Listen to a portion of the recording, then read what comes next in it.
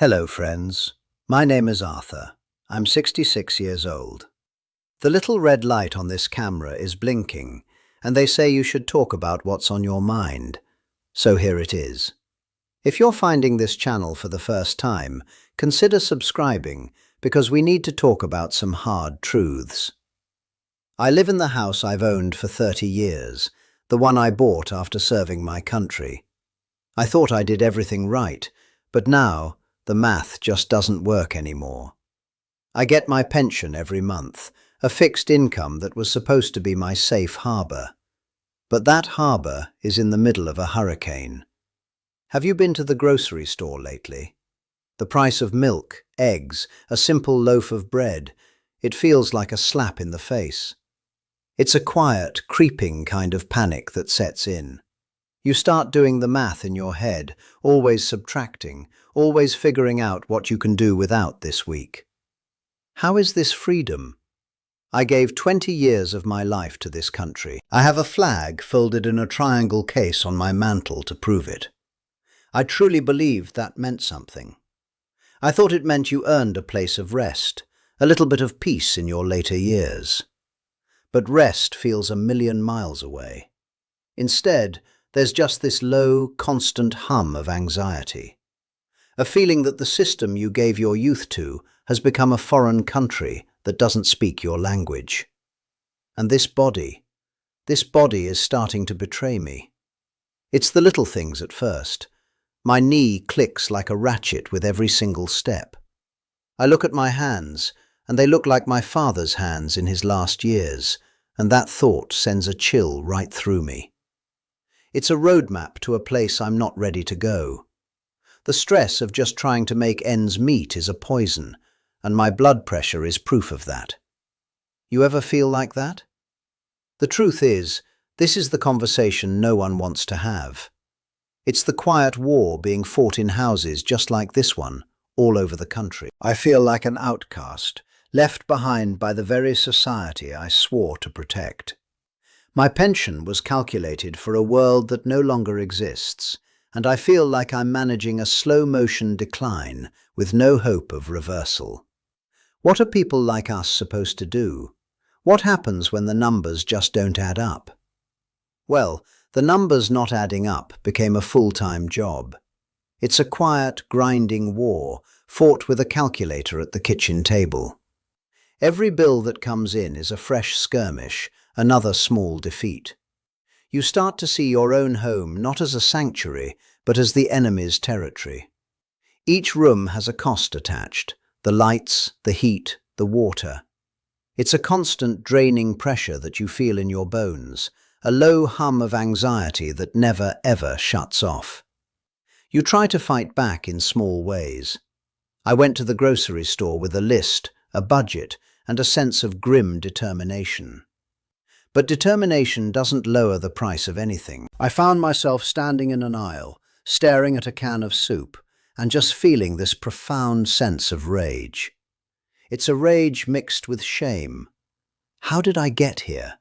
How did it come to this, where a simple can of soup feels like a strategic decision I can't afford to get wrong? Then the property tax bill arrived. In this bizarre, upside-down world, the government tells me my house is worth more than ever, and for that privilege, I have to pay them money I simply don't have. My home, the place I was supposed to own, is becoming a rental, and the landlord is the state. They can raise the rent whenever they feel like it, and my income stays frozen in time. It's a slow-motion eviction notice, delivered once a year in a government envelope. I thought about fighting back, about becoming more self-sufficient. A few chickens in the backyard, I thought, fresh eggs, a small victory. So I looked up the town regulations.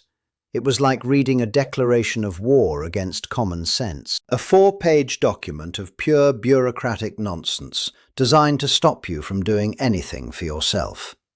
You need permits, you need inspections, you can't be within so many feet of this or that. They don't want you to be independent. They need you to need them. And have you tried calling any of these agencies?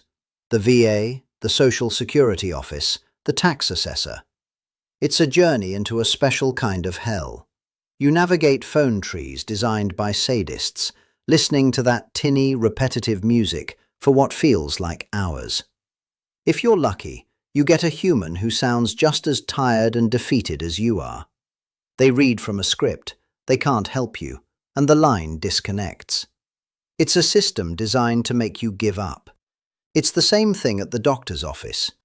They are good people, I think, but they're trapped in the machine too. They've got 15 minutes to solve a lifetime of problems. They look at your chart, not at you. They prescribe another pill, which means another copay, another trip to the pharmacy, another monthly expense. It feels less like healthcare and more like a subscription service for staying alive, and the price just keeps going up every single quarter. How is that right? Every new ache, every pain isn't just a physical sensation anymore. It's a financial threat. When my knee gave out last week, my first thought wasn't about the pain. It was, how much is this going to cost me? An MRI, a specialist, physical therapy. Each one is a landmine that could blow my entire fragile budget to pieces. You live in constant fear of your own body, terrified that the next betrayal will be the one that finally sinks you for good. It is no way to live. You start to feel this deep, corrosive sense of shame. You look back on your life, on all the work, all the sacrifices, and you think it must have been your fault. You must have made a wrong turn somewhere. You see the flag on the mantle, and you feel like a fraud. You served your country, but you can't even manage your own household finances. It's a heavy cloak to wear, that feeling of personal failure, even when you suspect it's bigger than you. My neighbors, they don't get it. They're good people, they wave from across the lawn. But they talk about their stock portfolios and their vacation plans. They complain about the cost of renovating their kitchen. They live in a completely different universe. I nod and I smile, but I feel like an alien, a visitor from a poorer, sadder planet. The polite distance between our houses has become a massive, unbridgeable chasm between our realities, and it makes the loneliness that much sharper. Everyone has advice, don't they?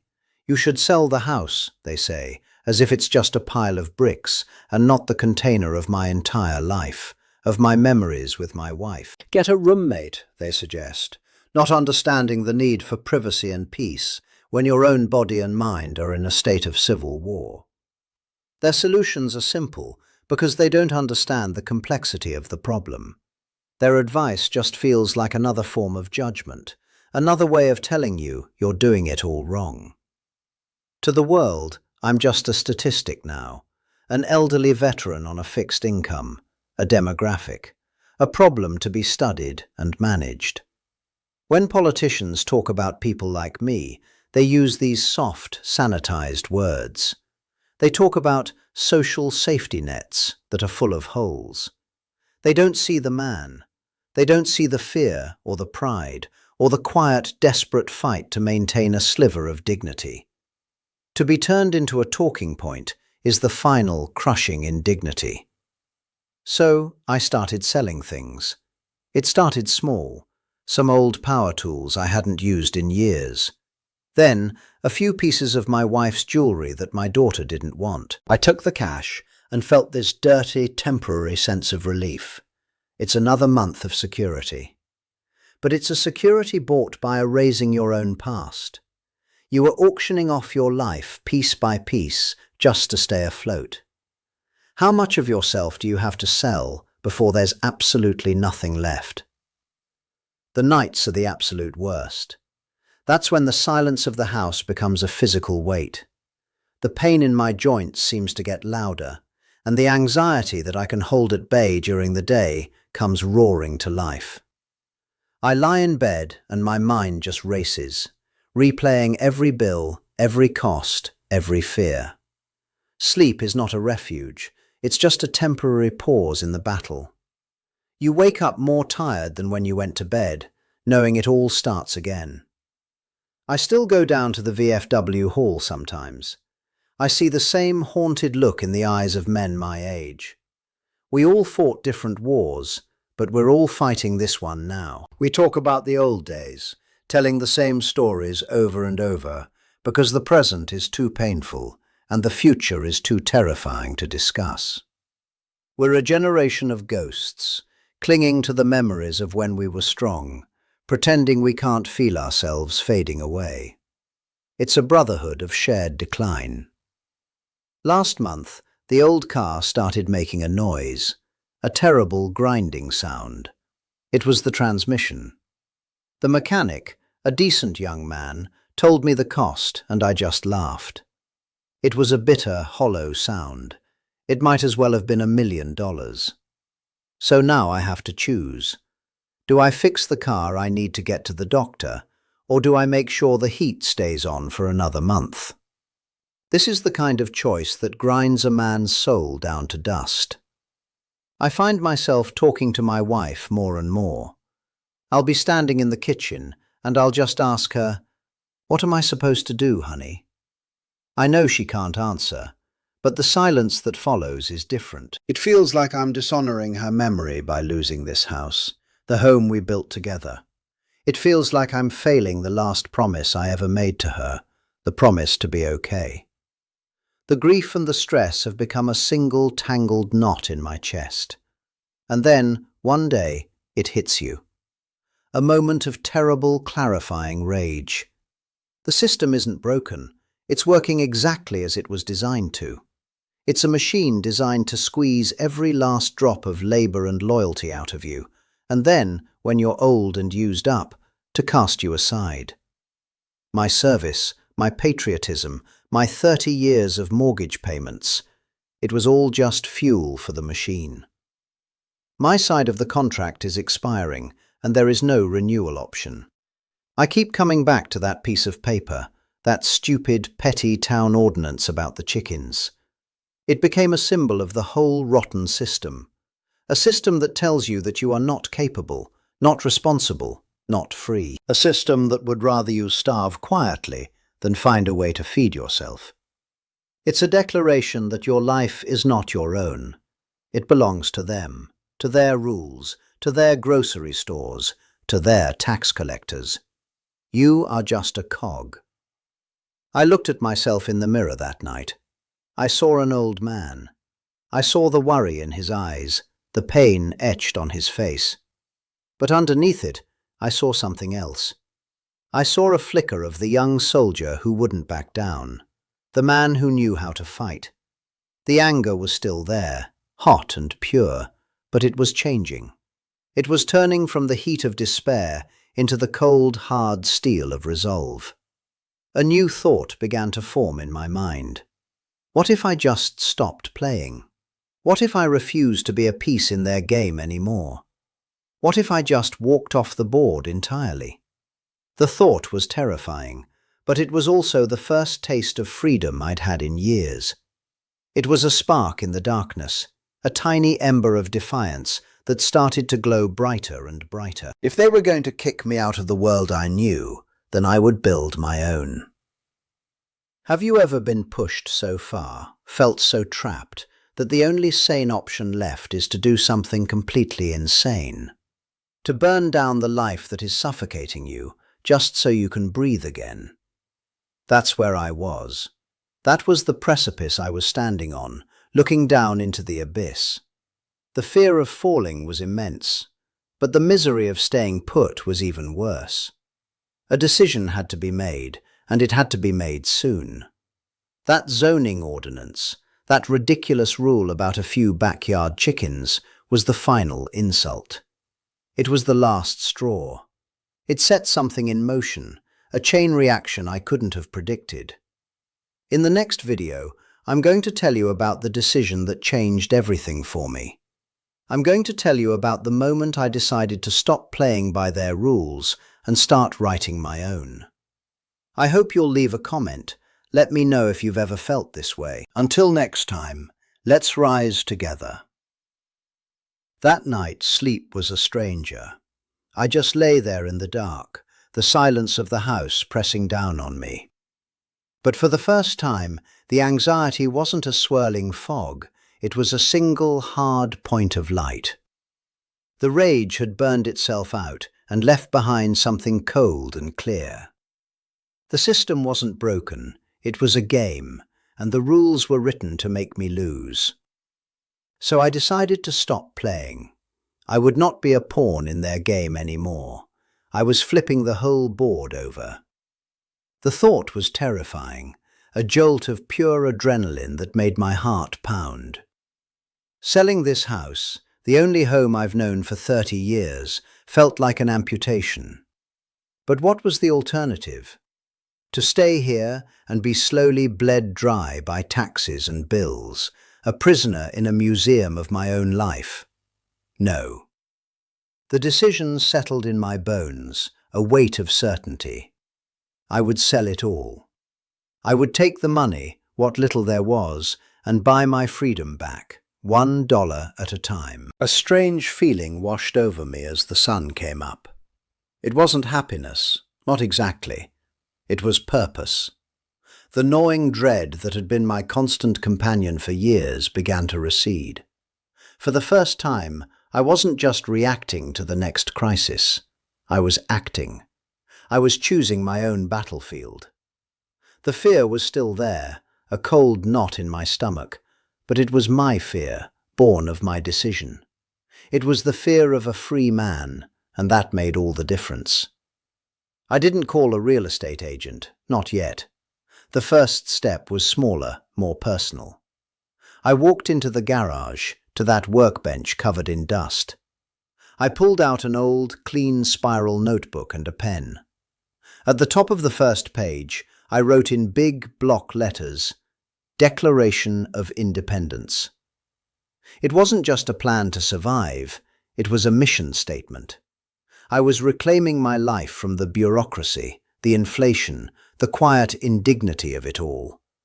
This was my new war. This choice is my last stand. It's the final desperate gamble of a man who has nothing left to lose and everything to gain. To trade the illusion of security for a real shot at liberty. To trade the comfort of the familiar for the honest hardship of self-reliance. I'm an old soldier, and I know you don't win a war by defending a position you can no longer hold. You win by attacking, by moving, by defining your own terms of engagement. My terms are simple. I will be free. So, that notebook became my new commanding officer. The first order of business was Operation Liquidate. The "For Sale" sign on the lawn felt like a flare shot into the night. It was a terrifying public admission of what I was doing. My neighbors, good people caught in their own quiet traps, would stare as they drove by. They probably thought I was crazy, a sad old man who'd finally lost his mind. In a way, they were right. I had lost my mind, the one that told me to stay put and die quietly. Then came the Great Purge. You don't realize how much dead weight you're carrying until you try to lift it all. Every closet, every drawer, was a tomb of a life I no longer lived. I held my wife's old gardening gloves, and it almost broke me. But this wasn't about erasing the past. It was about freeing the future. I kept my tools, a few good books, and her picture. Everything else went. Sold, donated, or trashed. With every carload that left, I felt lighter, like I was shedding a skin. The money from the house sale was sitting in the bank, a ticking clock. It was the only ammunition I had. I spent hours at the public library, my back screaming in protest, not researching retirement homes, but researching freedom. I learned about payload capacities, diesel engines, and the glorious absurdity of composting toilets. I wasn't looking for luxury.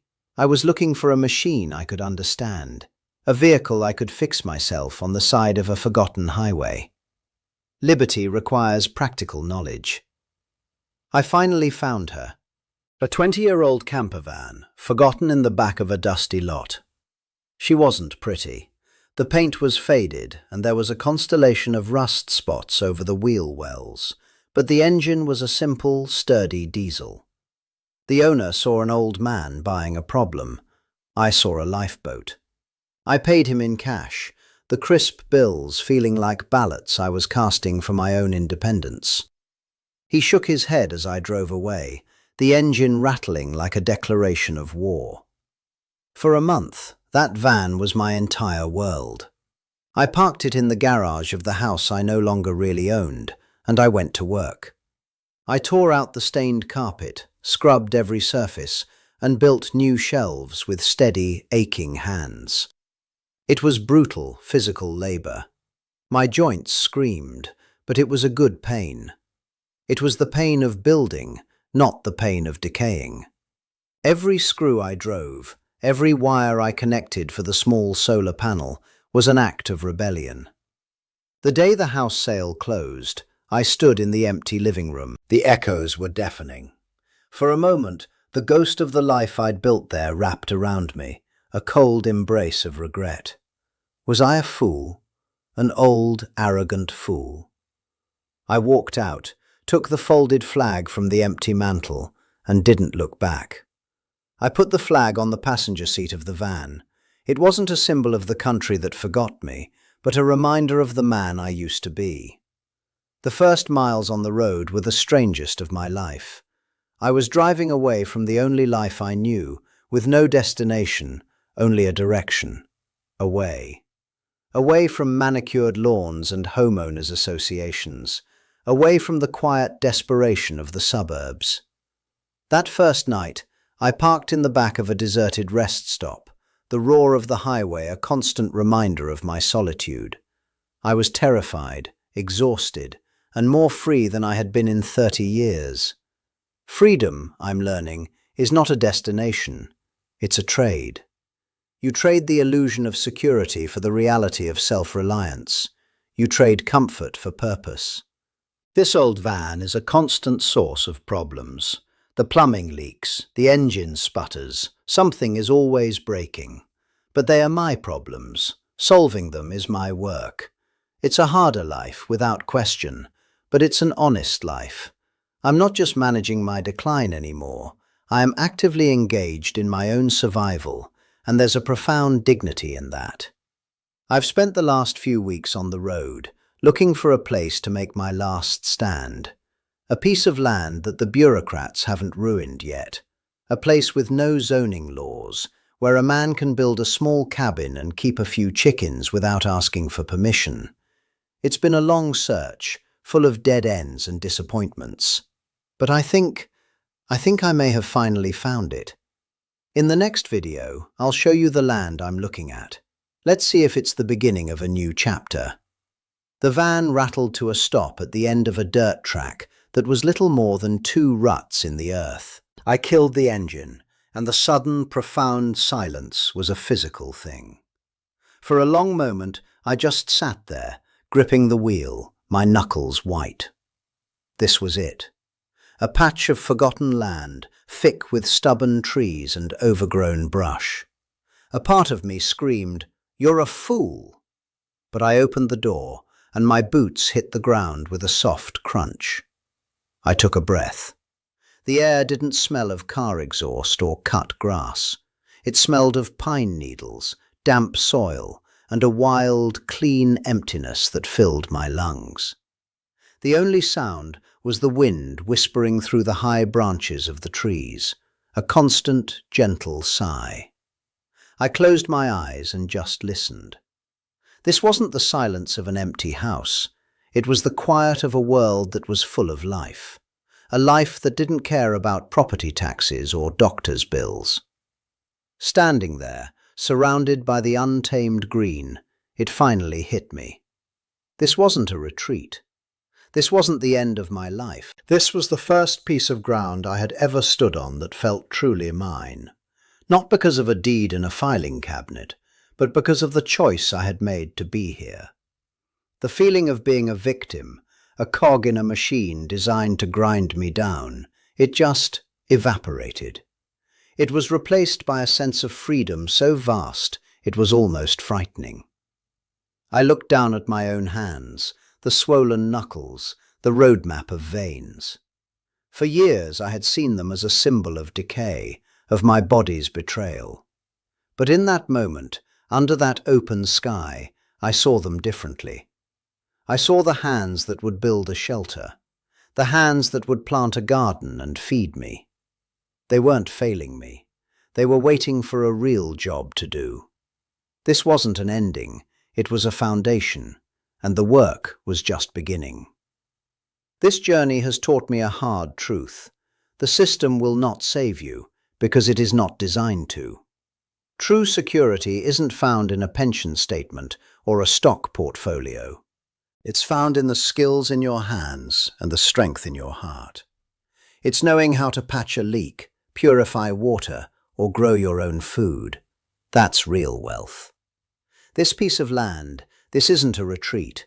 It's a declaration that my life is my own, and I will not be a dependent. This little blinking camera light has become my message in a bottle. I know you're out there, feeling invisible, feeling trapped, feeling the quiet terror of what tomorrow might bring. I'm here to tell you that you are not alone in this fight. The fire in your chest, the one that wants to do more than just survive, is real. Your pain is real, but so is your strength. Don't ever let them convince you that you have no power left. It's a lie they tell to keep you afraid. But this isn't a journey you have to take by yourself. I've found a new community on the road, a tribe of outcasts and nomads who refuse to break. We trade parts, we share what we know, we watch each other's backs. We are building a new world in the cracks and shadows of the old one. We are a network of resilience, proving that there is another way to live, a way built on mutual respect and shared struggle. This is where our real strength lies. Hope is not a lottery ticket you wait for. Hope is a hammer. It's a tool you must pick up and use every single day. Start small. Grow a single tomato plant on your windowsill. Learn to fix a leaky faucet instead of calling a plumber. Help a neighbor without asking for anything in return. These are the small acts of defiance that build a new reality. So tell me, what is your first step? Share your stories, your struggles, and your ideas in the comments below. This is my manifesto. It is a declaration of independence from the quiet desperation and the creeping fear. It is a refusal to be managed, forgotten, or discarded like a broken tool. My body may be a battlefield, but my spirit is a fortress, and it will not surrender. This is the only path forward, the one where we reclaim our dignity and our future from those who would deny us both.